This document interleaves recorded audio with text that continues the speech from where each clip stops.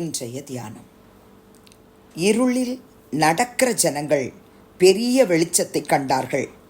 மரண இருளின் தேசத்தில் குடியிருக்கிறவர்களின் மேல் வெளிச்சம் பிரகாசித்தது. ஏசாயா 9:2. ஆண்டவரும் இரட்சகருமாகிய இயேசு கிறிஸ்துவின் நாமத்தினாலே இந்த காலை வேளையில இன்றைய தியான நிகழ்ச்சியின் வாயிலாக உங்கள் ஒவ்வொருவரையும் சந்திப்பதில் நான் கிறிஸ்துவுக்குள் மிக்க மகிழ்ச்சி அடைகிறேன். பிரியமானவர்களே, சந்தோஷமா இருக்கிறீங்களா? கர்த்தருடைய கிருபையால் நம்ம இந்த அக்டோபர் மாதத்தை நம்ம முடிச்சிட்டோம். இன்னும் இந்த வருஷத்தை முடிக்கிறதுக்கு 2 மாதங்கள் இருக்கு. 10 மாதம் கிருபையாக கடந்து வந்த ஆண்டவரே, இந்த 11வது மாதத்தில் எனக்கு நீங்கள் என்ன வார்த்தை கொடுக்க போகிறீங்க?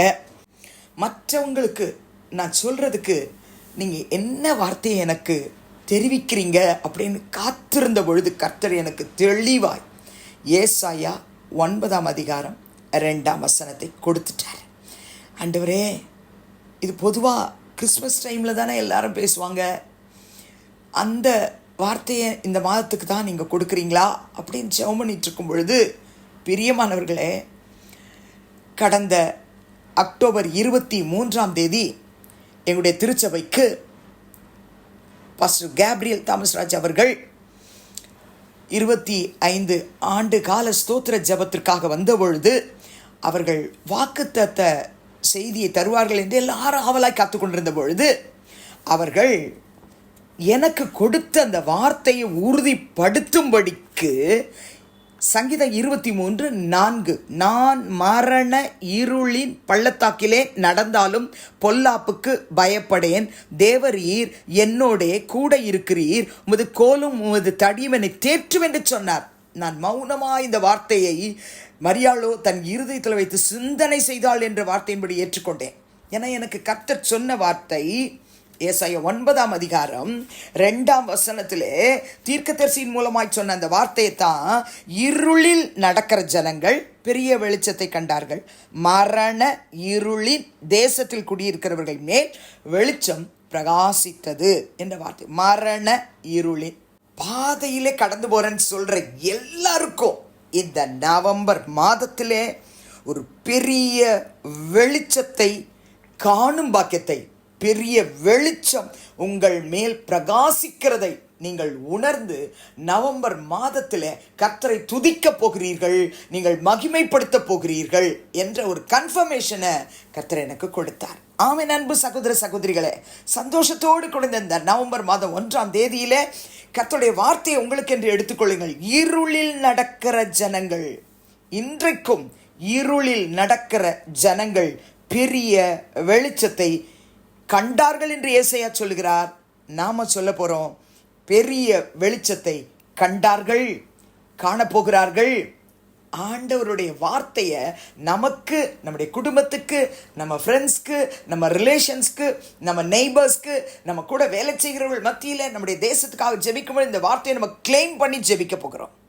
கர்த்தருடைய பிள்ளைகளே, ஏசாயா 60 1 முதல் 3 வரை உள்ள வசனத்திலே தீர்க்கதரிசி எழுதி வைத்திருக்கிறார். எழும்பி பிரகாசி, உன் ஒளி வந்தது, கர்த்தருடைய மகிமை உன் மேல் உதித்தது, இதோ இருள் பூமியையும் காரிருள் ஜனங்களையும் மூடும். பிறகு சொல்லுகிறார், ஆனாலும் உன்மேல் கர்த்தர் உதிப்பார்.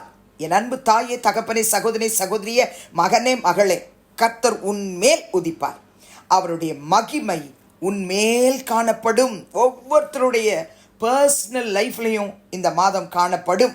இது ஆண்டவராகிய இயேசு கிறிஸ்துவுக்கு தீர்க்க தரிசனமாய் சொல்லப்பட்ட தீர்க்க தரிசனமான சாப்டர் ஏசாயா 60. ஆனால் அவருடைய இரத்தத்தால் கழுவப்பட்ட எனக்கு இது எப்படி அப்ளை ஆகும்னு நினைக்கிறீங்களா?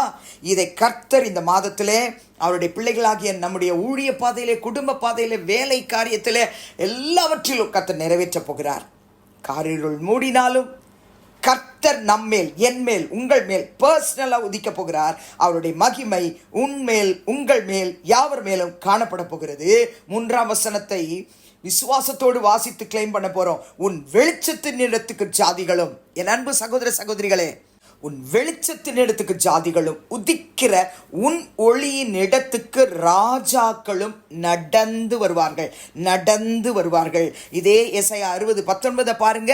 இனி சூரியன் உனக்கு பகலிலே வெளிச்சமாயிராமலும், சந்திரன் தன் வெளிச்சத்தால் உனக்கு பிரகாசியாமலும், கர்த்தரே உனக்கு நித்திய வெளிச்சமும், உன் தேவனே உனக்கு மகிமையுமாயிருப்பார். அவர்தான் நமக்கு பிரகாசம், அவர்தான் நமக்கு வெளிச்சம், அவர்தான். பிரியமானவர்களே, கலங்க வேண்டாம். என்ன இருள் வந்தாலும் சரி, மரண இருளின் பள்ளத்தாக்கிலே நடக்க நேர்ந்தாலும், தாவீது சொன்னார் இல்லையா, நடக்க நேர்ந்தாலும். ஆமென். கர்த்தருடைய பிள்ளைகளே, உங்க வாழ்க்கையில கர்த்தர் உங்களோடு கூட, என்னோடு, நம்மோடு இருக்கும் பொழுது பொல்லாப்புக்கு நான் பயப்படேன் என்று சொல்லுவோம். ஏனென்றால் தேவரீர் என்னோடு கூட இருக்கிறீர். வானத்தையும் பூமியையும் அண்ட சராசரங்களையும் சிருஷ்டித்த கர்த்தர் என்னோட இருக்கிறார். அவருடைய கோலும் அவருடைய தடியும் என்னை தேற்றும். அவருடைய கோலும் அவருடைய தடியும் என்னை தேற்றும், உங்களை தேற்றும். பயந்து போயிருக்கிறீங்களோ?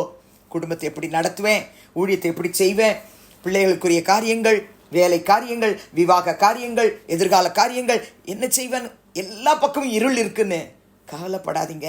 அந்த இருள்ல தான் நீங்க பெரிய வெளிச்சத்தை காண போறீங்க. மத்தேயு எழுதின சுவிசேஷம் 4:15-16 ஆகிய வசனத்துல அப்படியே நம்ம ஏசாயா தீர்க்கதரிசி எழுதினதை இங்கே இயேசு கிறிஸ்து கூறுகிறதை நாம் பார்க்கிறோம். இருளில் இருக்கும் ஜனங்கள் பெரிய வெளிச்சத்தை கண்டார்கள், மரண இருளின் திசையில் இருக்கிறவர்களுக்கு வெளிச்சம் உதித்தது என்று ஏசாயா தீர்க்கதரிசியினால் உரைக்கப்பட்டது நிறைவேறும்படி இப்படி நடந்தது. பிரியமான சகோதர சகோதரிகளே, உங்க வாழ்க்கையில இந்த மாதம் 1 பேதுரு 2:9 நீங்களோ உங்களை அந்தகாரத்தில் நின்று தம்முடைய ஆச்சரியமான ஒளியின் இடத்திற்கு வரவழைத்தவருடைய புண்ணியங்களை அறிவிக்கும்படிக்கு தெரிந்து கொள்ளப்பட்ட சந்ததியாயும், ராஜரீகமான ஆசாரிய கூட்டமாயும், பரிசுத்த ஜாதியாயும், அவருக்கு சொந்தமான ஜனமாயும் இருக்கிறீர்கள் என்பதை நீங்கள் ஒவ்வொரு நாளும் அறிக்கையிடப் போகிறீர்கள்.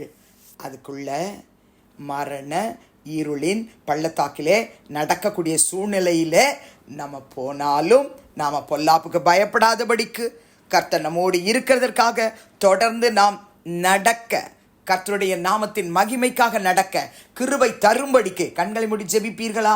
பரிசுத்தமுள்ள பிதாவே, இயேசுவின் நாமத்தில் உம்முடைய சமூகத்துக்கு நாங்கள் வருகிறோம். இந்த மாதத்தின் முதல் நாளிலே ஒவ்வொருவரையும் உடைய கரங்களை ஒப்பெடுக்கிறோம். தனிப்பட்ட நபர்களை, குடும்பங்களை, அவருடைய வேலையை, அவருடைய ஆண்டவரை படிப்பை, அவருடைய எல்லா காரியங்களையும், குறிப்பாய் ஆண்டவரை அவருடைய பிசினஸ், அவருடைய தொழில் மாத்திரமல்ல, அவருடைய ஊழியம் எல்லாவற்றையும், திருச்சபைகளை ஒப்புக் கொடுக்கிறோம்.